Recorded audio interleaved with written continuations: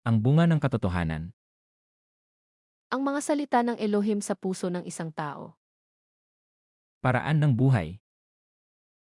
Apokalipsis 4:3. Hebreo 10:20. 11. Ang bunga ng katotohanan.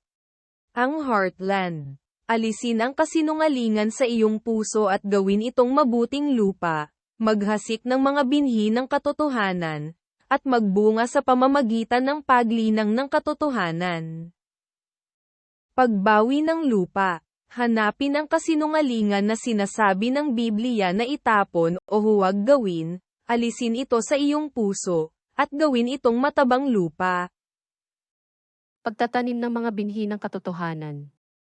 Hanapin ang katotohanan na sinasabi ng Biblia na panatilihin, at itanim ang binhi ng katotohanan sa pusong bukid na gawa sa matabang lupa, linangin ito at magbunga ng katotohanan. Ang bunga ng katotohanan. Ang bunga ng katotohanan. Proyek. 1. Proyek, itapon mo. 2. Proyek, wag na. 3. Proyek, panatilihin ito. 4. Proyek, gawin mo. IV. Proyek, gawin mo. Alisin ang kasinungalingan sa iyong puso at gawin itong mabuting lupa. Paraan ng buhay. Apokalipsis 4:3. Hebreo 10:20. Hebreo Kapitulo 13 Versikulo 1. Mamalagi nawa ang pag-ibig sa mga kapatid. Paglilingkod na nakalulugod sa Diyos, magpatuloy kayong nag-ibigan bilang magkakapatid kay Kristo. Hebreo Kapitulo 13 Versikulo 3. Alalahanin niyo ang mga may tanikala, gaya ng kayo'y nangagagapos na kasama nila, ang mga tinatampalasan na gaya ng kayo naman ay tinatampalasan sa katawan. Damayan ninyo ang mga nabibilanggo na parang kayo'y nakabilanggo ring kasama nila. Gayon din ang mga pinagmamalupitan, sapagkat maaaring kayo may dumanas din ng gayon. Hebreo Kapitulo 13 Versikulo 7. Alalahanin niyo ang nangagkaroon ng pagpupuno sa inyo na siyang nangagsalita sa inyo ng salita ng Diyos, at sa pagdidili-dili ng wakas ng kanilang pamumuhay, ay inyong tularan ang kanilang pananampalataya. Alalahanin ninyo ang mga nangasiwa sa inyo na nagpahayag sa inyo ng salita ng Diyos. Isipin nga ninyo kung paano sila namuhay at namatay, at tularan ninyo ang kanilang pananalig sa Diyos. Hebreo Kapitulo 13 Versikulo 15. Sa pamamagitan nga niya ay maghandog tayong palagi ng hain ng pagpupuri sa Diyos, sa makatuwid baga, ay ng bunga ng mga labi na nagpapahayag ng kanyang pangalan. Kaya't lagi tayong maghandog ng hain ng pagpupuri sa Diyos sa pamamagitan ni Jesus, pagpupuring nagpapahayag ng ating pagkilala sa kanyang pangalan. Hebreo Kapitulo 13 Versikulo 17.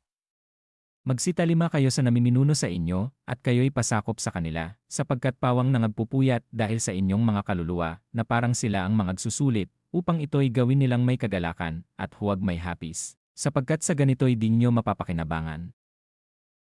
Pasakop kayo sa mga nangangasiwa sa inyo. Sila'y may pananagutang magbantay sa inyo, at magbibigay sulit sila sa Diyos ukol dito. Kung sila isusundin ninyo, magagalak sila sa pagtupad ng kanilang tungkulin. Kung hindi, sila'y mahahapis, at hindi ito makabubuti sa inyo. Hebreo Kapitulo 13 Versikulo 18.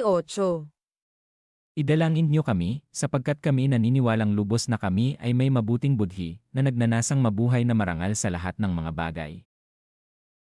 Ipanalangin ninyo kami. Masasabi namin sa inyo na malinis ang aming budhi, at hinahangad naming mamuhay ng marangal sa lahat ng panahon. Santiago Kapitulo 1 Versikulo 2. Mga kapatid ko, ariin niyong buong kagalakan, kung kayo'y mga hulog sa sarisaring tukso. Mga kapatid, magalak kayo kapag kayo'y dumaranas ng iba't ibang pagsubok. Santiago Kapitulo 1 Versikulo 4.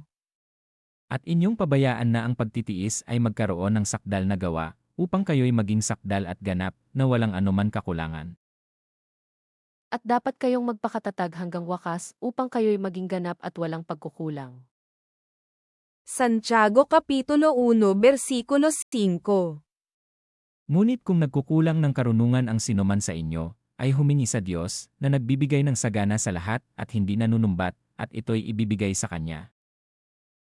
Ngunit kung kulang ng karunungan ang sinuman sa inyo, humingi siya sa Diyos at siya ibibigyan, sapagkat ang Diyos ay saganang magbigay at di nanunumbat.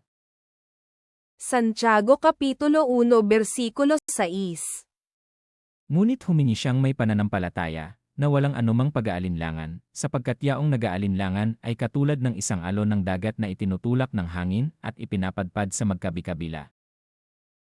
Subalit ang humihingi dapat manalig at huwag mag-alinlangan, sapagkat ang nag-aalinlangan ay parang alon sa dagat na itinataboy ng hangin kahit saan.